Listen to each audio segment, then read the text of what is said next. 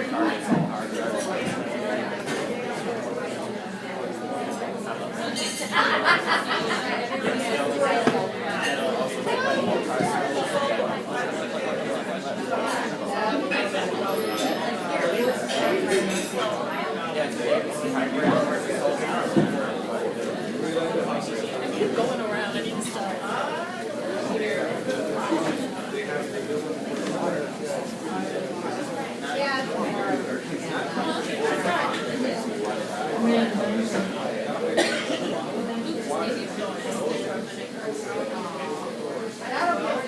evening. Hi everybody, I'm Kimberly Nightingale. I'm the Executive Director of the St. Paul Almanac. It's great to see you all here tonight. This is the Lowertown Reading Jam and the St. Paul Almanac sponsors it. If you're interested, our books are for sale here at the Black Dog Cafe, and they look like this. And we accept your writing into the St. Paul Almanac. Send it into stories@stpaulalmanac.org, and we'll be reading your work and seeing if it would fit into our book. The St. Paul Almanac is a literary organization, and we create opportunities for understanding, learning, and building relationships through sharing each other's stories.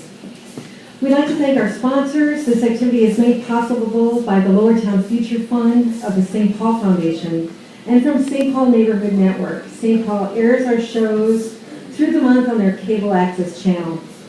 We'd also like to give a big shout out to the Black Dog Cafe for having us here tonight.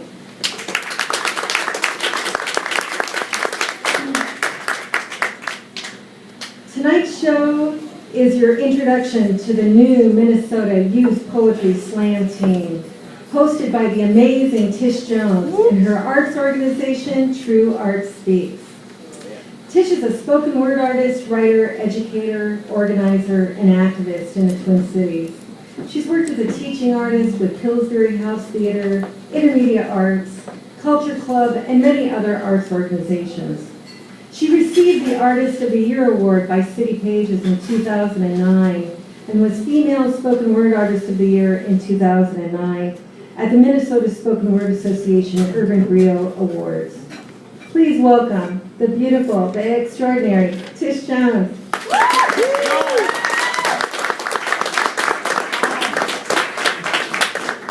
That was such a lovely introduction, Kimberly. Thank you so much.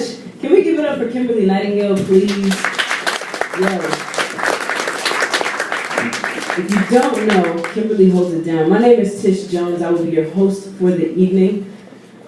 Everything you heard about me is false. No, I'm kidding. It's all true. I've done those things. It's great. It's really great to be here, though. I think this is the best thing that I've done with my time in a long time.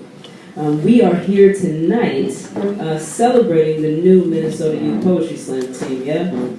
They are 6 young individuals plus 2 alternates who are going to be representing this wonderful state at the International Brave New Voices Youth Poetry Slam Festival this summer in Chicago. That's a big deal, right?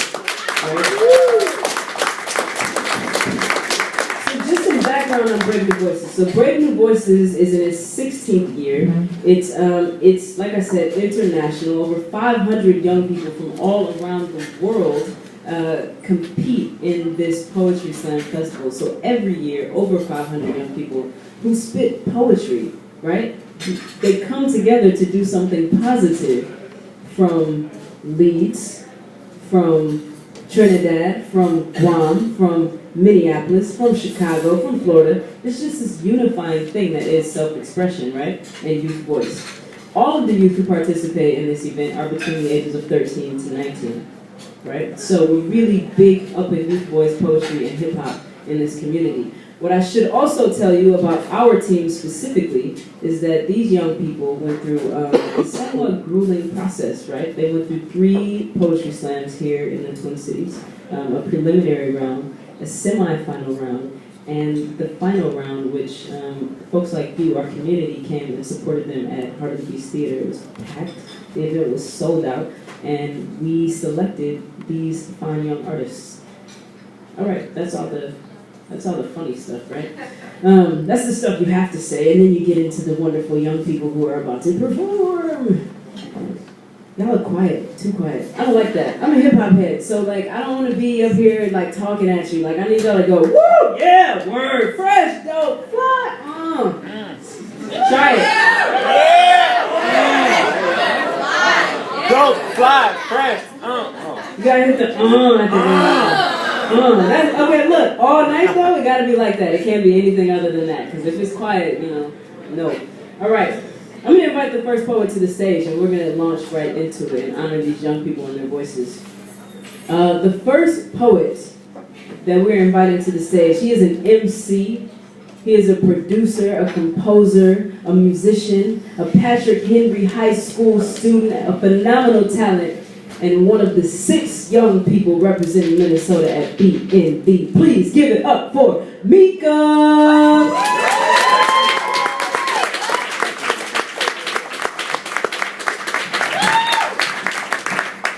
How y'all doing? Good. How are you? I'm pretty fantastic. Okay. All right. So I was inspired to write this a couple hours ago. So I'm gonna perform it for y'all. I was pronounced dead at birth. I was not meant to be here. I am the result of drunk sex and broken condoms. I am the result of tears on my face when he hits you saying, pull your pants down. I am the result of real love over fake love. I am the result of a raped victim. But just because I was sown a bad seed, that don't mean I have to grow up to be a bad flower. What normally took 20 minutes was now a couple hours in the shower. And anytime she thinks sex, the taste in her mouth becomes sour. She had it, he wanted it, they were both fighting for the same thing, but that's only because according to the media, what's between her legs is considered power. Women, your body is a temple, and you should pray over, take care of, cover up a little, don't put it all out in the open, because then you will only commit to somebody wholeheartedly to only come out whole heartbroken. And men, don't go there with her if you're thinking she ain't it. 5 months ago you put it in, thinking it ain't and 5 months later was when she felt the first kick. Mind shifted, your heart was the opposite of lifted, and now you wish, man, I should have wrapped it up like Christmas.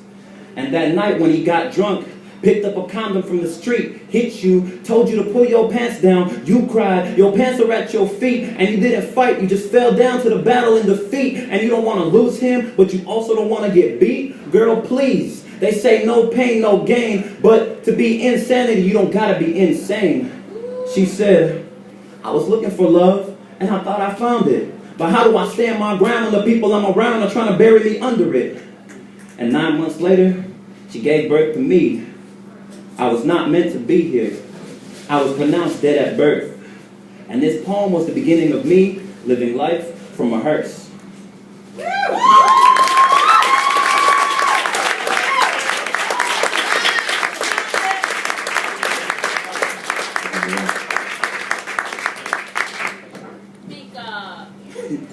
So this next one is called Venting. That one wasn't. I just need a vent. Because when I told them there's an issue with our youth, they replied, where's the proof? I said, look at our youth.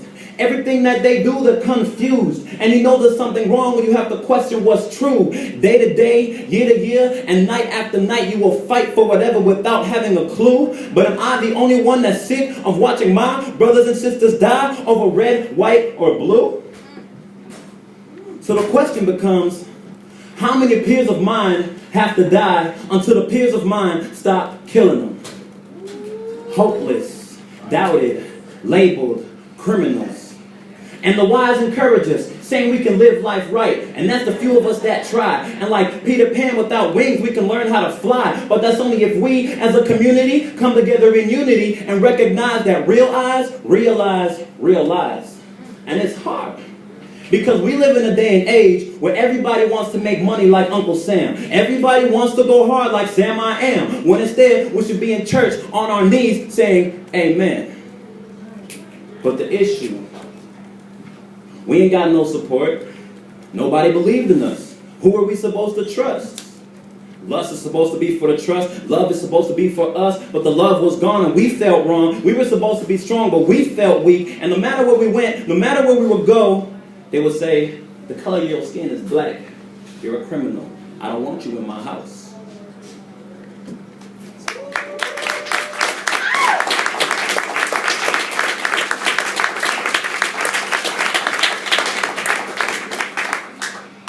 And this last one is called Captivated Minds. What has the world come to where we can't even be real? Be real? I will. Look, what has the world come to where we can't even be real? Be real? I will. Look, we trying to make it to the next day and we barely do at wit's end. It takes courage to stand and speak, the same to sit and listen in. Because free time is hard to find in the modern day captivated mind. Look, you see his captivated mind says I'm starstruck by my own kids. Real kids, I ain't got none, but I'm talking about them youngins that live life by the media. We misdirect the future. They're confused about what should be, so we're seeing in all this loose dirt. Living all on the down low, I'm being eyed by all them other kids, and you're heartbroken by your thoughts, and I don't know where my mother is. Is that why I ain't got no friends? Nah, it's cause I choose not. Most people is two-faced and I ain't decided who's not. Life's a movie, real plot be that we live and die. I'm normal on the inside, yeah, it's window plain, closed up blinds, hurting, hating the eyes. All them young ones unaware, what's behind them closed doors, and when we see we all scared. You see his captivated mind says I'm starstruck by my own kids. Real kids, I ain't got none. But I'm talking about them youngins that live life by the cinema and play it out in real time. Because even with our dark thoughts, we hoping that we still shine. You see, I love mankind, but it's the people that I can't stand. The materials that we want in life, we most likely can't have. And America done did it all. Do you know what wrong is? And you're falling down for your beliefs. Did you forget what being strong is? Make haste and we'll get ahead. Wrong turn and your hope's dead. Never regret your truth, but you regret in everything you said. Why though? Break bread and you've murdered hate right into me. The one thing that is for sure lost, American dignity. So what has the world come to where we can't even be real? Be real, I will, love.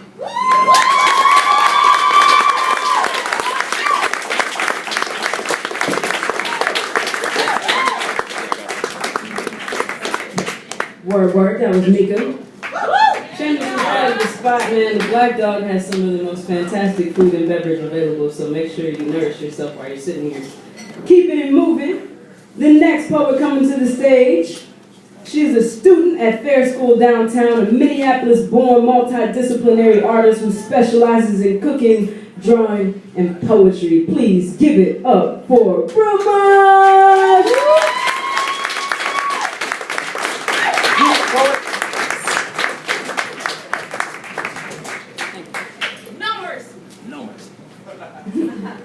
Hi everybody. Hey. I'm just gonna go out with it. Alright.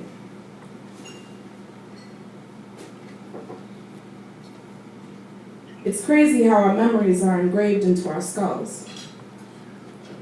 How our life is a written piece dying to be read. On the inside of our head it has presented scars.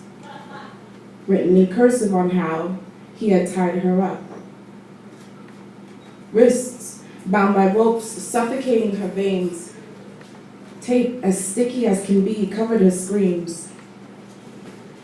The gun nudged her head, sending fear down her spine, dispersed hate throughout her body, emotions spilling out her mind, 10 years young.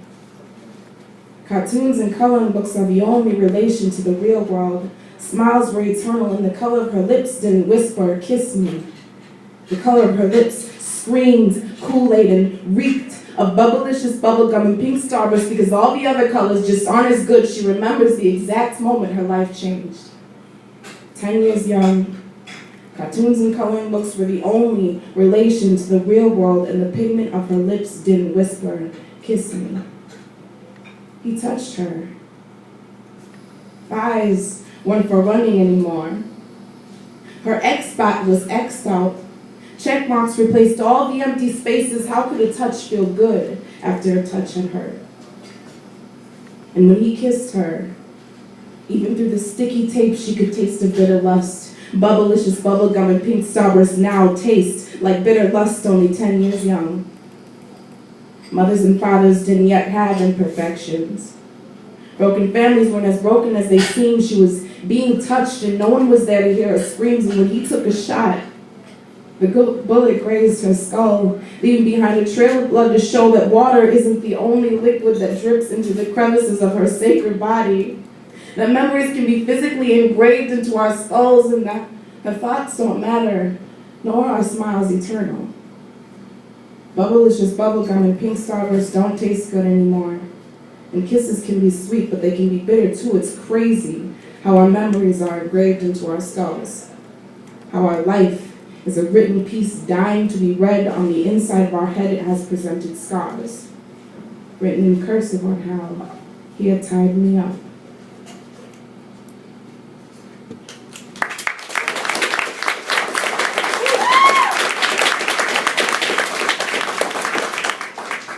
This next one is a number poem.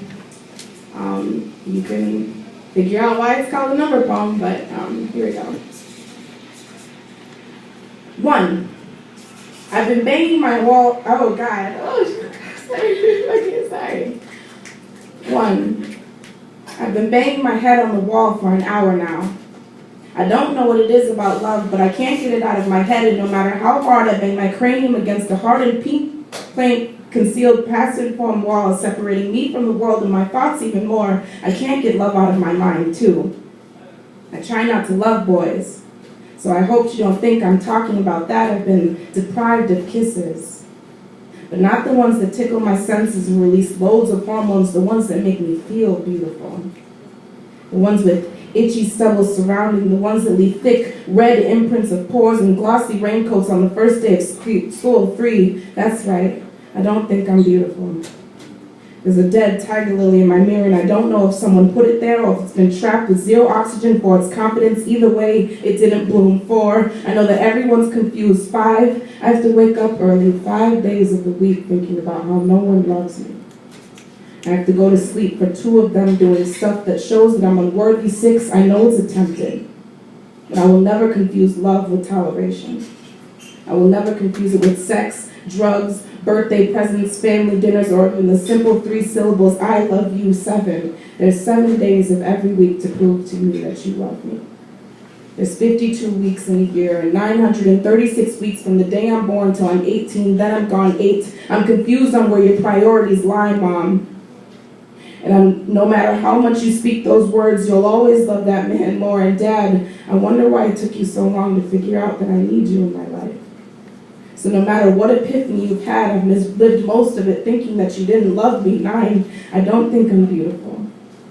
And the guy has never talked to me with sincerity in his voice, and I don't know what it is about love. I've heard it a million times. I know it's been attempted, and it's not getting through. It's just not getting through. 10, I'm 17, and I sit in my room and write poetry on what I think love is, and what I think it feels like, and how to approach it, and how to treat my body, how I'm going to show it to my niece, and never a poem about how to love myself, or how to let my parents love me.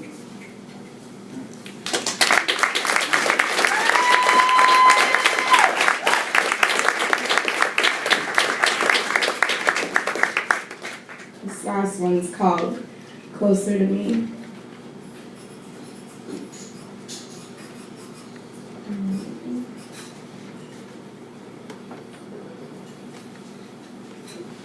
All along I believed I would find you. Time has brought your heart to me. I have loved you for 1,000 years. I love you for 1,000 more. She can make anything look beautiful. She can hear every sound as if the melody and harmony comes together just right every time. Her words taste like 25-cent sugar candies that you can only find at those out-of-business candy stores, and her mind jumps hurdles yet her heartbeat stays steady. She can move her body as if the strings on her wrists are being puppeteered by God. She cares so she can stop for a second and answer you with a nod, then go back to being played with by God. She makes masterpieces like Picasso. You can lose your breath when listening to her poetry, but you wouldn't die. She can make your heart stop in one stanza, leaving your mouth cold and dry. She dances salsa like she's from the streets of Spain, and she could put together your heart after it's been severed by pain. She can make anything beautiful. She sees life as her canvas. She makes pastel colors, her memories, her paintbrushes, her voice. She gives watercolors air to breathe and easel the slant to lean. I have died every day waiting for you. Darling, don't be afraid. I have loved you for 1,000 years. I love you for 1,000 more. And her mother is proud. And her father's kiss on the forehead could never be explained. She's a spiritual girl and knows that flowers aren't only plants. They have a laugh like her. She is an artist and she can make the world smile. I promise she can make the world smile. She's who she wants to be, who I want to be. And all along I believe I would find you. Time has brought your heart to me. I have loved you for 1,000 years. I love you for 1,000 more.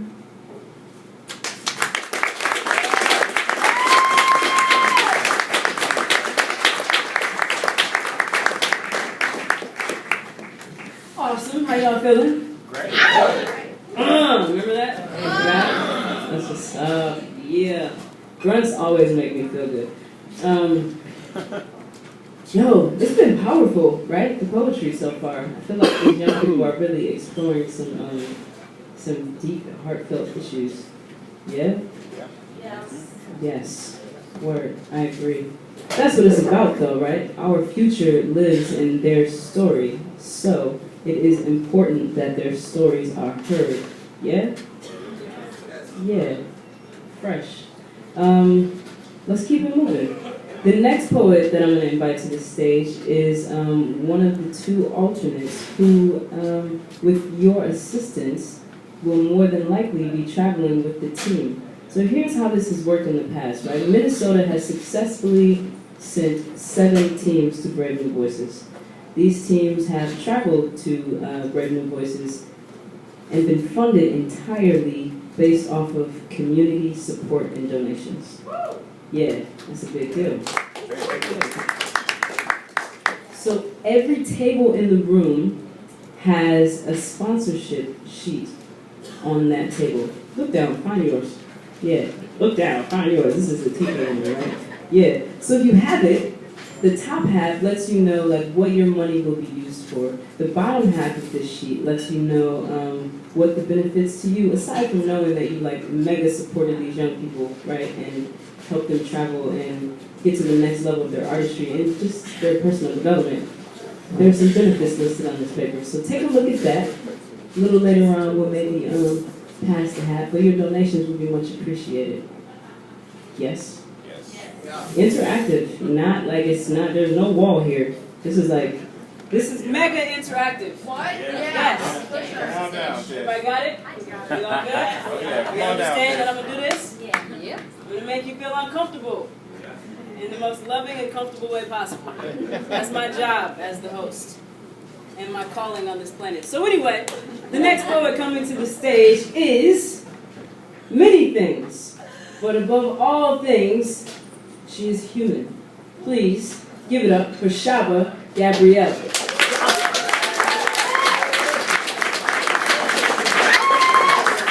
Judas poet. No mercy.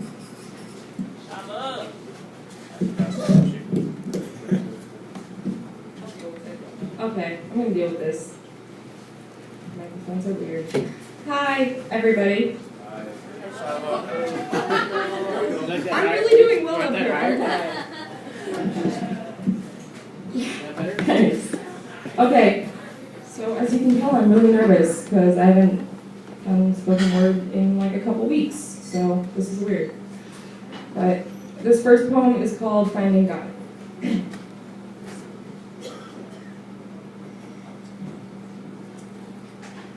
And I'm playing God, and I'm raising hell as far as I can tell.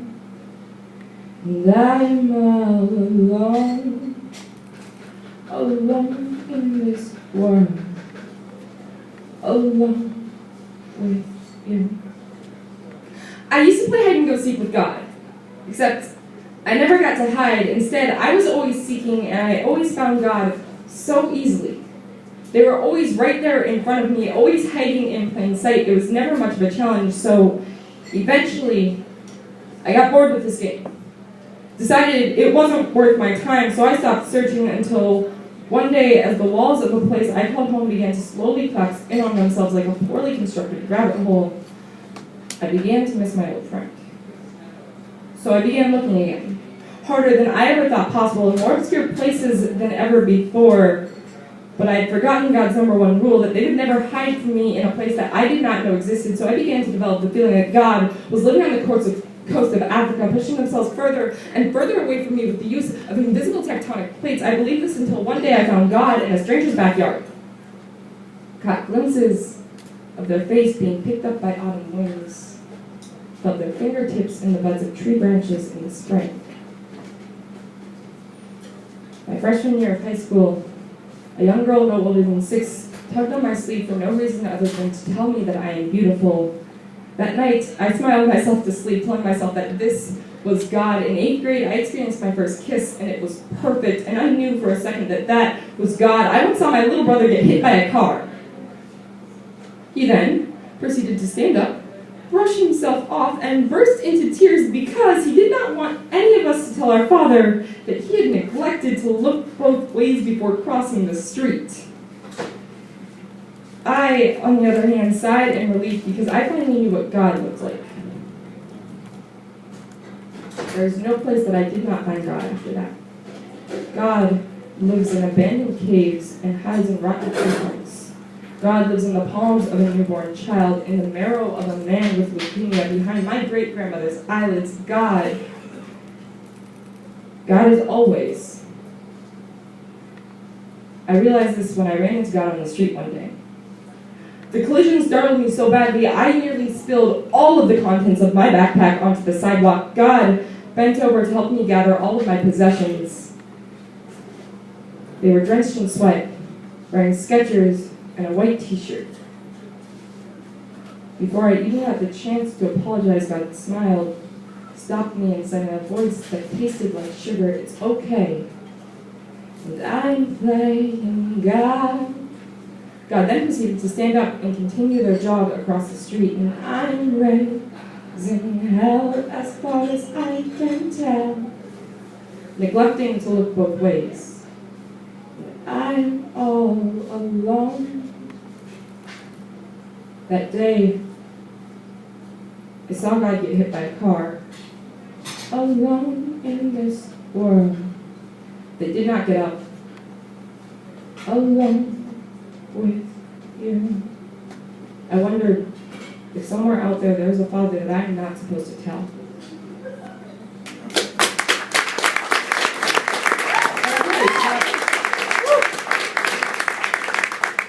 So that was my first poem. This next poem it's titled Mia, and this is literally like my baby poem. I spent a year and a half working on it. I didn't put it on stage for the first year. Only one person saw it, only one person edited it.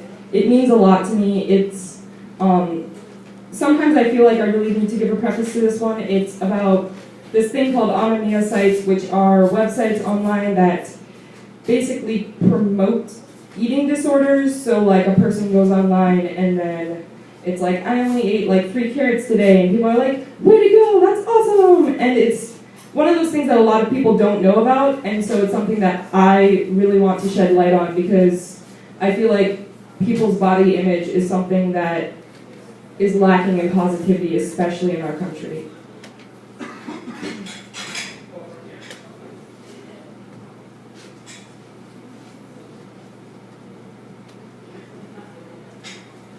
Dear Mia, it's winter. The trees look so beautiful this year. They've lost all of their bulk. They're so lean. Sometimes I wish I was a tree. Love, Gabby. Dear Gabby, you ate lunch with strangers today. How did that make you feel? How long did it take for you to realize that they were watching you? How many bites did it take for you to feel full? How did it feel to be a pig? Love, Mia. P.S. Trees are huge. Don't be a tree. Dear Mia, I know. It felt horrible. Actually, no, I felt worse than that. I felt translucent. I knew they were watching me. The moment that waitress set that plate down in front of me, 2 bites in, and I knew I was going to burst. I wanted to go hide in the darkest corners of myself until I knew it was over. Love, Gabby. Dear Gabby, stop feeling sorry for yourself. You are not worth it. Instead, just punish yourself. Stop glancing in the mirror. Instead, stare into it. Naked. Any space on your body that you do not see bone is fat. But still, reflections lie. So use numbers. If you don't know how to do this, let me help you get started. You are 5 feet 6 inches. You currently weigh, give or take 135 pounds. Muscle does not exist, which means that you are at least 20 pounds away from being beautiful, at least. Gabby, it is a long process, but there are 3 things you need to start out with. 1, run. Do not stop. When your body feels like it's about to collapse in on itself, keep running. This is how you will know you are getting stronger. 2, never, under any circumstances, ever eat alone. Other people become your gauge for self-control. And 3, punish yourself. Gabby, this is the most important part next to keeping everything a secret. Remember, beauty is pain. Love, Mia. Dear Mia, I think my parents know something. They've had me sit down with them to eat dinner every day this week. I gained 3 pounds. They seem worried. I don't see why. I'm almost pretty. I can't stop now. Love, Gabby. Dear Gabby, be more careful. Carry granola bars and water with you everywhere. This will keep you safe. Wake up early, make breakfast, flush it down the toilet, leave the dirty dishes in the sink. Get them off your scent. Gabby, what you're doing isn't wrong. Everyone wants to be beautiful. You are just the only one striving to make a difference. Love, Mia, dear Mia. I don't know if I want to do this anymore. I'm so dizzy, and all I can think about is how hungry I am, and people are starting to talk, and I don't know if it's worth it anymore. Dear Gabby, do not question me. It is worth it to be beautiful. Do not contact me anymore unless you are willing to listen. Love, Mia. P.S. Drink lots of water. It helps. Dear Mia, it's been 2 months. My body feels like a late autumn forest. Everything is dying, rotting from the inside out. Am I good enough yet? Dear Mia, dear Gabby, you will never be good enough. Remember, keep punishing yourself, dear Mia. There's an uninhabited cave resting in my core. It is endless. I am so hungry. Dear Gabby, this is good. Remember, beauty is pain, dear Mia. I walked past a mirror this morning. I did not recognize myself.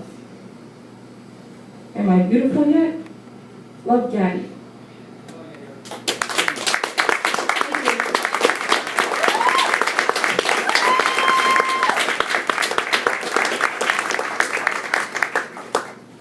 Awesome. Yes. Is that a signal for me? No? Okay, I didn't know. I was like, what's up?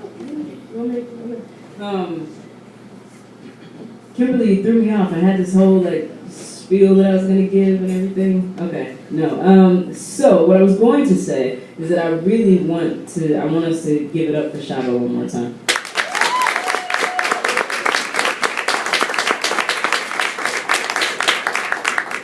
I appreciate Shava for addressing contemporary issues that conflict young people, right? I think that's really important, and I think that people always ask this question, like, what is spoken word, right? And, there's this slam thing, this competitive thing, but there's also this socially conscious aspect of spoken word that is really, really real, and I think that Shava's work captures that. Also, the next young man, my first encounter with his work is the same thing. It really validates spoken word and hip-hop, because he's an MC as well, right? So it really validates hip-hop as a social justice movement and culture, and also the validity of spoken word and hip-hop in the way that they address our issues or issues in the community, right? So the next poet is, as I said, an MC, a super talent. He's super socially aware of his environment. Please give it up for Luke.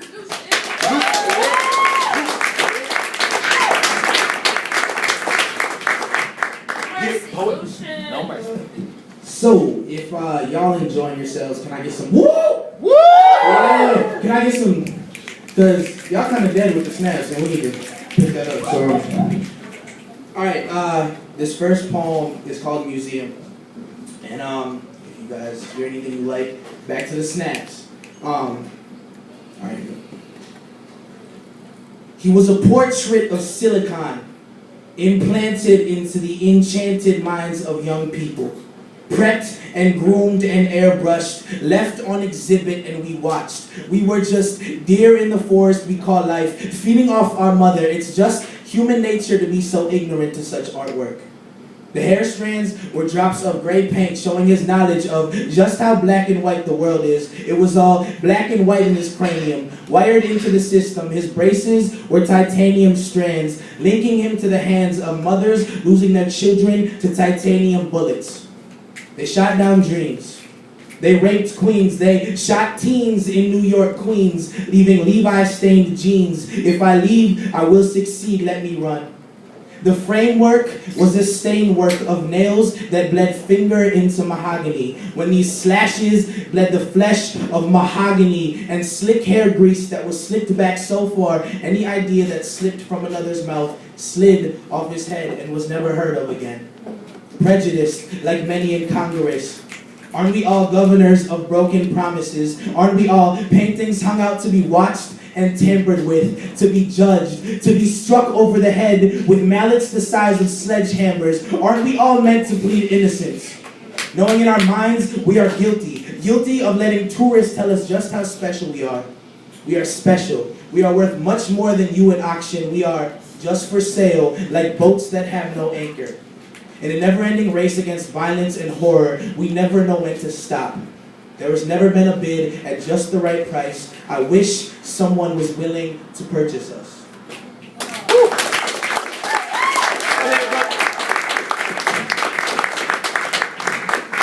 And okay, you know what, Tristan? Can y'all hear me? No. We need the mic. Okay, we need the mic. All right. Yeah, you're on TV. Me and Mike's going. Right. This next piece is called On the Can, and it sounds really weird, but you guys will get the gist of it as I go on. So, we are all just Nike socks, Nike shoes, Nike bags, Nike boots, Nike hats. Nike tell the truth, you try to label me. Aren't I supposed to be what the rest of the world thinks of me? We are rusty nails that never seem to fit in right. We have drill bits attached to our brains, pounding in our insecurities, stomachs full of, I wish Dad paid more attention. And blunts rolled up like, Mommy never approved of my dreams. Please, Mommy, don't take the paintbrush away from me. We are stoners. We are buried nooses going back in reverse because every stereotype hung around our skin color is never erased from the canvas. We are Granddaddy's shirt he wore in high school, and cheap woven chucks and nylon boots with made in China sketched into the bottom. We are bet your bottom dollar the sun doesn't exist type realists. We are an era of rap lyrics dumbed down so the remaining brain cells we have can comprehend them. We are Nike socks, Nike shoes, Nike bags, Nike boots, Nike hats, Nike tell the truth, you try to label me. Aren't I supposed to be what the rest of the world thinks of me? We are the era of black ink on white pages, of black ink on white and black faces, of tattoos of every homie dead, tattoos in cursive across my chest. It's funny, the other day I asked my father if I could get one. The era of ask your parents at 15 if you can get one. For some reason we like the idea of needles piercing our flesh. Maybe it's a way to feel something resembling death. Of the ancestors who had whip slashes piercing their backs. Man, I don't know. Man, my stomach folds every time I read a slave poem. It's weird. I always write in blood red pen. It's weird. I always curse when I'm with my friends, but never the same person when I'm not with them. We are tattoos, poetry, partiers, ADD. Hey Nike, I will never let you label me. Again, the shoe has come off. I'm here. I am every thought the abandoned child has. I am every camo short wearing kid. I am the 21st century. Kanye wrote a song for me. Listen to our speakers turned up just enough so God can see how much we love to live. I am falling in love with a 5'3" girl over and over again. because I'm free enough to feel that I can. Fall in love over and over again because I can. Say I love you slowly on the phone because my tongue is so familiar with the word awkward. Text you while I'm sitting right next to you because I think it's cute. Tell you you're beautiful every night before you go to sleep. Kiss you really soft because I can never stand the thought of hurting you. Get irritated when I don't text you in the morning. I'm the generation of write a poem, and when I get to the love part, make it really long because I can't get everything I feel across in words. I should tell you, I'm writing this poem at 2 a.m. in the morning. My father doesn't know I am, but who cares? I'm the stay up late generation because we think we slicker than we are, and I am much more than a swoosh and a pair of laces. I am spoken word, K. Dot, J. Cole, Alicia Keys, Brooke Young, Rudy F, Tish Jones, Joey B, Black Prez, Princeton, rapper, BNV. Nike, go ahead, do it again. Try to label me.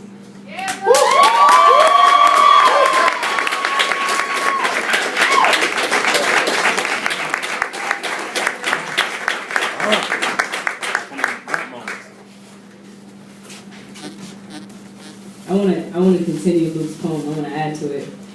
I am the generation that reads my poems off my cell phone.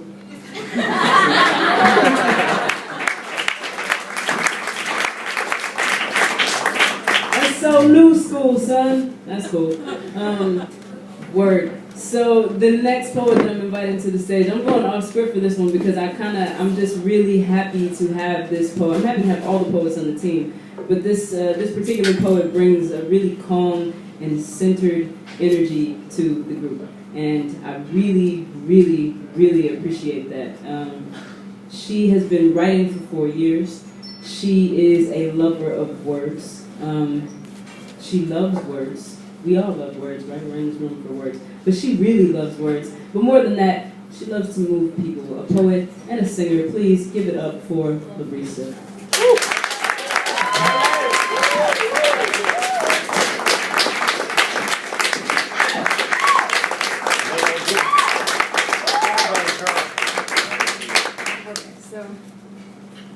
I brought a poem that was written in pencil, not aware that the light was going to be like that, so hopefully this will work out. So the first poem is called My Black is Beautiful. My black is beautiful. So is my brown, my yellow, my red, white, and blue. My skin glows even with the loss of its hue. Forget the melancholy stripped from my melanin. My black is beautiful. It shows in my skin, in my hair, and in my lips. And if you look real close, you can see it lying hostage on my hips. My black is beautiful. Regardless of what you see, you say, child, you right. I say, I'm whatever color I choose to be. My black is beautiful. And baby, it shines, losing its true meaning in the changing of the times. And my black is beautiful. Forget looking close because I'm so bright, my darkness doesn't even show. But it's there, and that's a fact I know, because my black is beautiful.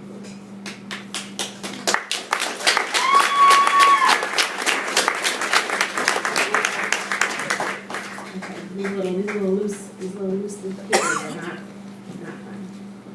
fun. She writes me poetry. Scatters her admiration, page after page. All I ever really wanted was to save her. But all she ever really needed was someone to love her, and at night, you can catch glimpses of her wandering eyes in search of her knight in shimmering armor. She dances on light feet, losing herself in the search for dukes and princesses. She's the most beautiful thing I've ever known. And to be privileged enough to lie, squinted golden eyes on such treasure is a pleasure very few will ever know. She's an undiscovered soul, with greater intentions and inner conflicts than anyone could ever pretend to comprehend. She's a glittering gem, lost amongst the rocks, and her tears gather in pools around her ankles. She makes the entrance of a room glow with delightful smiles, but her cuts are just as deep as mine. And she contemplates skydiving with no parachute. Once in a while I catch her slipping, rambling about the end just a little too long and thoughtful. She wants to leave with a bang, but is afraid to be forgotten, so she carves her name in cement.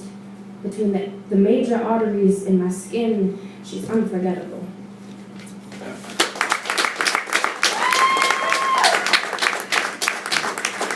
This is the pencil one, so now. Have you forgotten? The forgotten language of the golden skin, the hieroglyphics painted perfectly against the walls that they never thought would be forgotten. That we all forgot.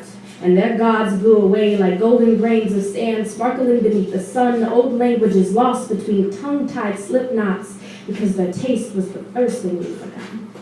We forgot the great valleys hidden between the scarabs and the kings. We forgot their whispers along the shores of tears, the tears that fell like the long-awaited rain after the skin-drying drought they were cursed with. We forgot the guilt we should have felt. Pin-picking, poisonous religion tipped needles into the turquoise veins, plagued with bloodshed in vain. We forgot the mighty battle cries as the cities fell. The temples torn and tattered, awaiting to be rebuilt in the storm so soon to come. We forgot the perfection of perfectly poised princesses playing in the pathways of prodigy pharaohs in the making. We forgot the children lost in the dust, lost in the blood of the children like us. We forgot.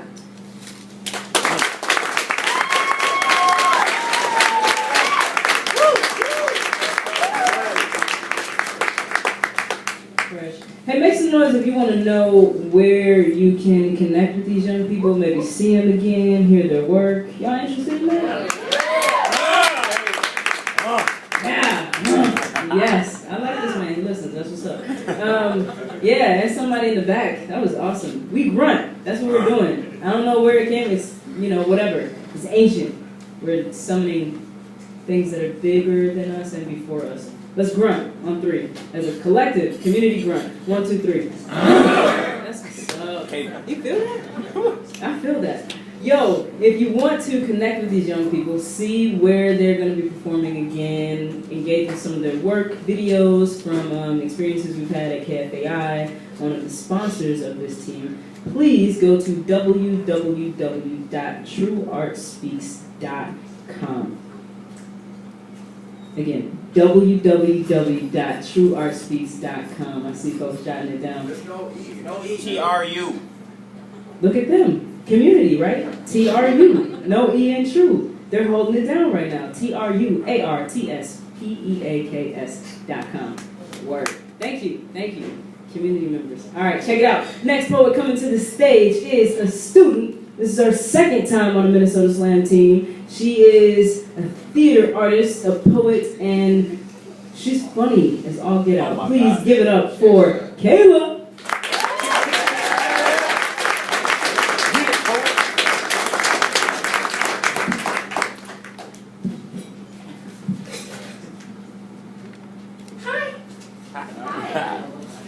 Are you guys having a good day? Is it a good day for you guys? Yeah. Just, everybody, good day. Yeah.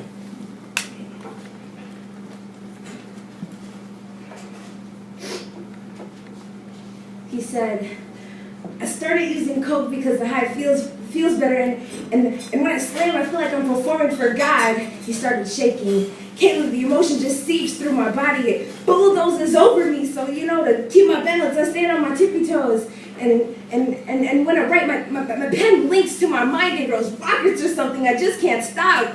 I wish you could feel what I feel, Kayla. I only stared at him for a split second before my head hung down to my ankles. Kayla, don't be disappointed, he whispered. I turned my head counterclockwise and daggers spit from my eyes. I stared at this transparent being, the remains of what used to be my inspiration. Don't look at me like that, Kayla. Kayla. What makes you think you're better than me? You think you're better than me, don't you? Yeah, I know you do. I know you think you're better than me. He started shaking again.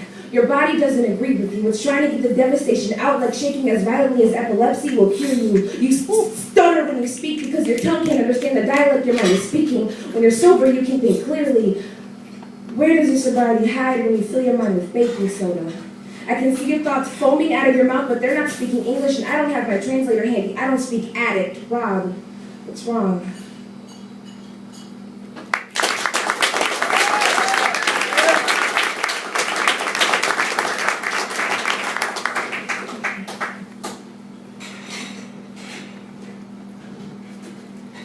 I know you can't hear me, but I'm talking to you, and my words will only last as long as poems do. Damn! I miss you. We were laughing to the rhythm of waterfall conversations, blinking into an endless sky, hoping our last day alive to start together. We were poster children for love, fireworks exploding too soon, and something unexplainable holding us together. And our thoughts were never in tune, in this pull I got from you, like gravity unholy grabbing at my waist. I remember hands in our pockets, 184-minute long conversation, hugs that made Oreos jealous, cheeks blushing so hard, stares, silences. I remember exactly what street I walked on when we smoked our first cigarette, and you don't have to remember, it's something you debate about over lunch. I remember sobbing into your chest for the first time. It was the only time you hugged me without your arms. I remember kicking, not in the swimming pool, not to scare the monsters away, we just felt like kicking, walking around this bad parts to cruise through the beauty to get you home every night. I remember packed sardines in a can just to go to a movie. I remember stage lights and transitions. I remember only a few words that rolled off your tongue, but I will never forget the love. I remember the first time I breathed for you. Our bodies in such a harmonious tune, death would be the cause of separation. I remember our spot. A nice little path next to the track, a place to call ours while we called each other mine. Know this. I really understand that you have no idea who I'm talking about, and that is the point.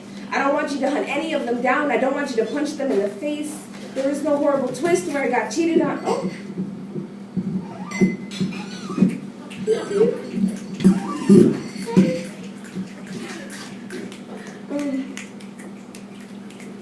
I really understand that you have no idea who I am talking about. And that's the point. I don't want you to hunt any of them down and punch them in the face. That'd be mean. There's no horrible twist. This isn't a sad poem where I got cheated on with porn.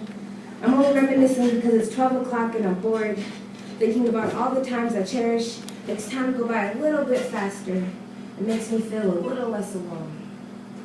Woo!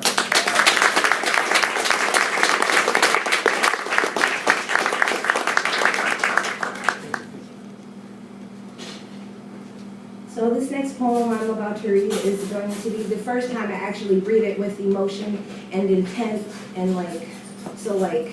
you know, just. I knew knowledge very well. Knowledge is my dad's brother. Knowledge is my uncle. Knowledge was the name he was known as. I remember the last time I talked to him, I said, you need to forgive yourself, find redemption, and repent.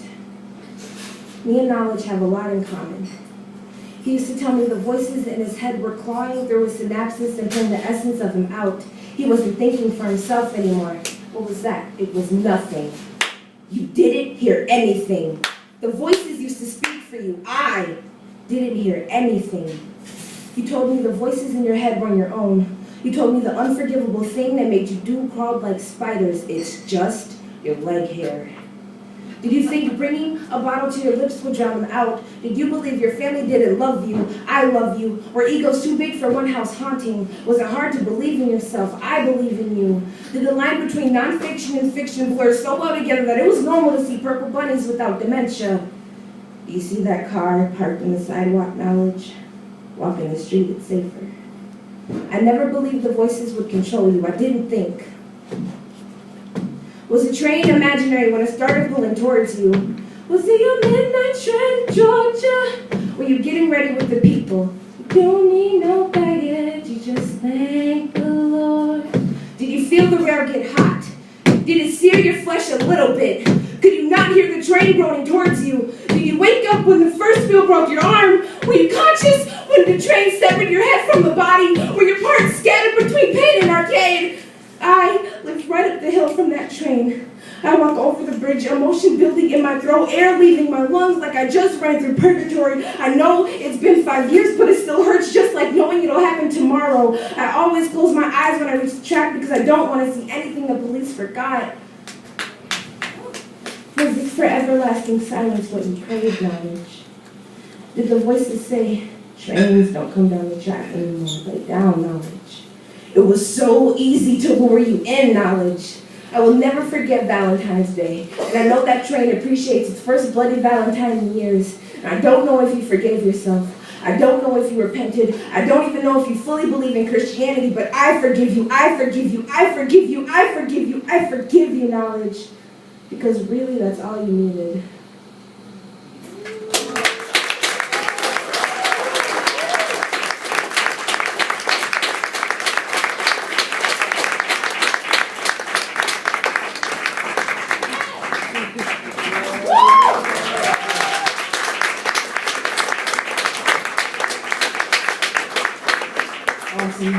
Awesome. How y'all feeling?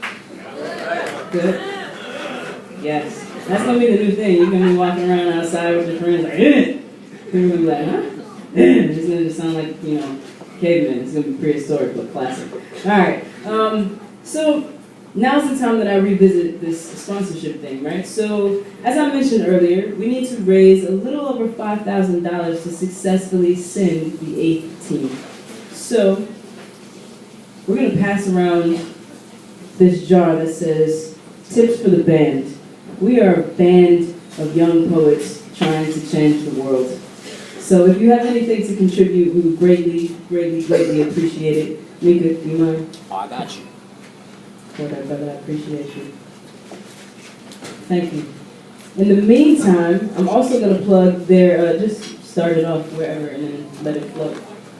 Oh, I'll walk to the back first. Start in the front, Nick. Yeah. Here you go, brother. You don't have to do this. We had to work. It was improv. It's all improv. Nobody wanted to grab the Yo, so you can also check them out on Facebook. So facebook.com/MN Youth Slam. This space also holds up-to-date events, performances, and archives the work of these young poets, as well as photos. Yes, ma'am. I think you should tell everyone how to write the check thing. Yes, if you are writing a check for your donation, please make that check out to Arcata Press, DBA, St. Paul Almanac. Could you spell? I'm going to do it again. Arcata. Arcata, ARCATA, space, another word, press, as in press the button. Right? DBA, St. Paul Almanac. St. Paul Almanac, the folks who produced this lovely event, the Lowertown Reading Jam, in collaboration with the Black Dog Cafe and our many lovely sponsors. In your memo line, just write yours, please. We appreciate you all in advance, and we just appreciate you for being a body and an ear in this space, wholeheartedly, 100%. That said, we have 2 more poets coming up this evening. The next poet, he likes to write poems. He began when he woke up from holding things in. Please give it up for Dante.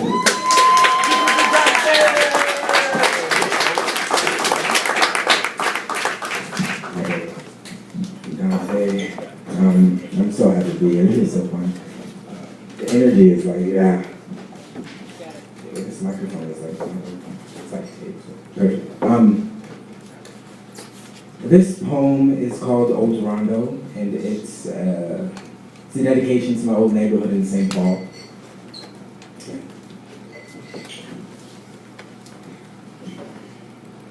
We were Ferris wheel watchers, firefly fighters, dollar store cap gun robbers, cops in Sunday creased collars, private school scholars, giving the church basket the dollars our mother slipped into our pockets seconds before.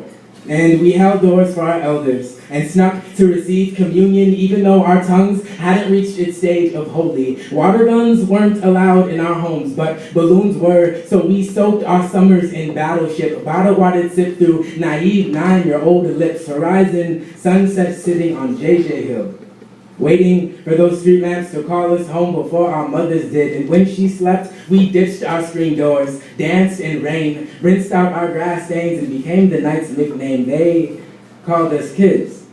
We called ourselves bigger than most things our size, sneaking girls beneath the playground slide. First kisses were a lot like gut laughter. Everything was funnier when you weren't supposed to smile. They told us to mind our manners, fold our fingers, crisscross applesauce for dinner. Did you wash your hands before dishing them greens? Did you help your mother pick them greens? We were scabbed knees and bubblegum fiends, all coked up on Mike and Ike's and now and laters. Eat some for now and save some for later. Sounded a lot like a metaphor for childhood.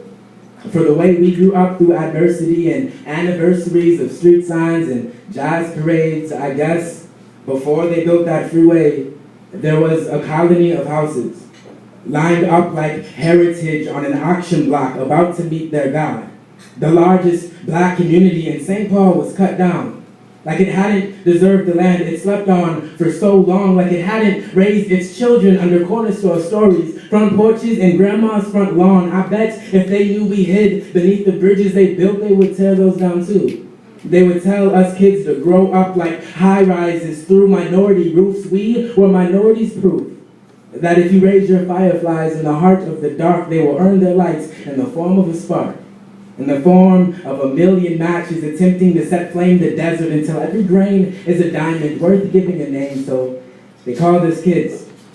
We called ourselves the reason this neighborhood lives. The reason you can clear your throat and conscious and enjoy the right to breathe. Our pigment permanent in cement silhouette, so our street lamps never have to leave. We were our front door keys, our tattered shoes and collard greens. Our mothers awoke us at dawn, told to walk down the block to Golden Time, given enough money for a coffee and a Krispy Kreme. And if I remembered to bring 4 creams, 4 sugars, a stir, she would always blow me a wink. One that meant the top of the world, or at least the Ferris will be. Thank you.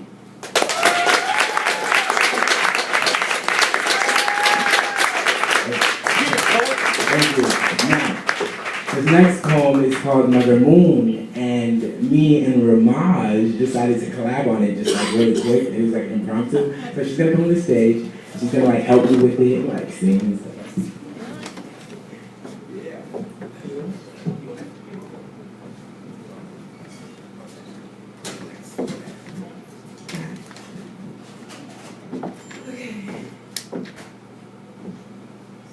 I've died every day waiting for you. Darling, don't be afraid. I've loved you for 1,000 years. I love you for 1,000 more. Mother Moon she is, the fingernail clipped, draped from the tip of God's graceful hands hanging loudly on that silent night she is. Cookie cutter mother she never was. Pine floor sweet smells did not streetlight her smiles, didn't steal her heart. That floor better be shining God's name before you eat. She is a Christmas of calls and carry gifts under 12-inch trees, and trust that we don't peek or please for more. All along I believed I would find you. Time has brought your heart to me. I loved you for 1,000 years. I love you for 1,000 more. And she is more. She is wax that leaked from buffers, bending backs to polished floors. Her mother raises us on the love she has. And her mother. And she is more. She is wax that leaked from buffers, bending backs to polished floors. Her mother raises us on the love she has left. She is cut from her family portrait, pennied into ashtrays. Long before me, she was girl. Before mother, she was girl. Before divorce, she was girl. Dressed in dreams, dressed in the night that seemed so close to her, she was me. Raised with 9 brothers and sisters, in a home too small to smile in a home too big to try to keep silence in, with a mother trying her best to love all 9 at once. She was a girl, dressed in dreams. I ride every day waiting for you. Darling, don't be afraid. I have loved you for 1,000 years. I love you for 1,000. As innocent as the communion that melted on her tongue, she was raised with